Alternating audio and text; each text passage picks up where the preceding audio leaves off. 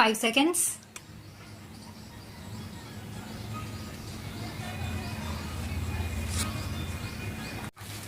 Sir, the other day when I initiated the debate, I spoke only for 5 minutes, and during that time I made a reference to Article 39 of the Constitution.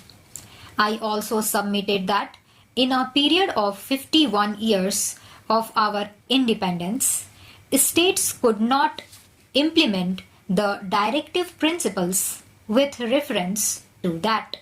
I also made a mention of the exception of the West Bengal government and the government of Maharashtra. I was discussing the question as to the necessity of the introduction of this particular bill. I said at that time that on many occasions we referred to the problems abroad. For example, when there is a price rise, it is usually said that there is a price rise in all countries and therefore we cannot help it.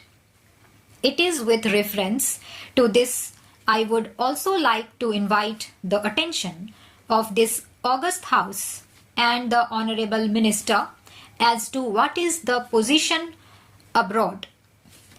As far as this is concerned, if we have a look to other constitutions, a reference of which has been made to the constitutions of the world, we find there are about 21 countries in the world wherein this right to work has been recognized, and out of this 21 countries, China, Japan, USSR are there.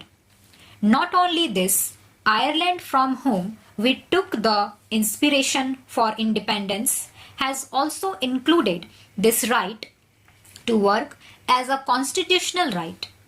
Not only this, but there are other countries also who, though have not included the right to work as a fundamental right in the Constitution, have provided for unemployment benefits. We find that there are about 28 countries which include Switzerland, Sweden and Australia. It is because of this I would request the Honorable Minister for Law and Justice to consider the constitutions of these particular countries who have recognized this particular right, and then consider whether the time has not come after 51 years of independence, and especially when we could not implement the directive principles, whether the time has not come now to consider very seriously this particular problem as to whether this right should be enshrined in our Constitution as one of our fundamental rights. As far as our country is concerned, the government of West Bengal unanimously passed a resolution to this effect without exception of all the parties. I would also like to invite the attention of the House to Rule 23 of the Declaration of Human Rights, which makes a provision of this right to work, and a directive has been given that all developing countries should provide such a right as a fundamental right in their constitution. This matter was debated. There was an amendment to refer the matter to a select committee.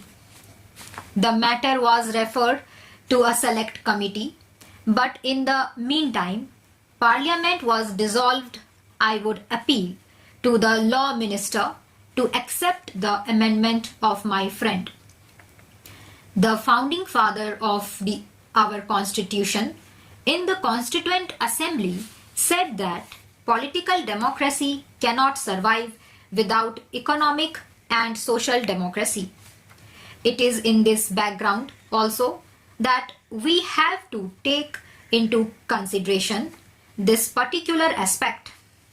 The demand for this right to work to be included in the Constitution has been made by many youth organizations.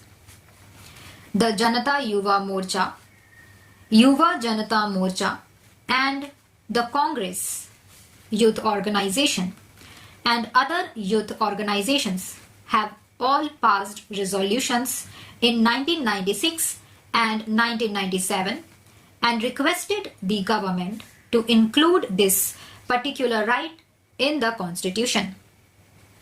Not only that, I believe that there is no opposition to this bill because my honorable friend, who is not to be seen here now, has introduced a similar bill, number 81 of 1997, where he mentions that where a citizen is not provided with work to enable him to earn his livelihood, the state shall render him assistance with unemployment allowance.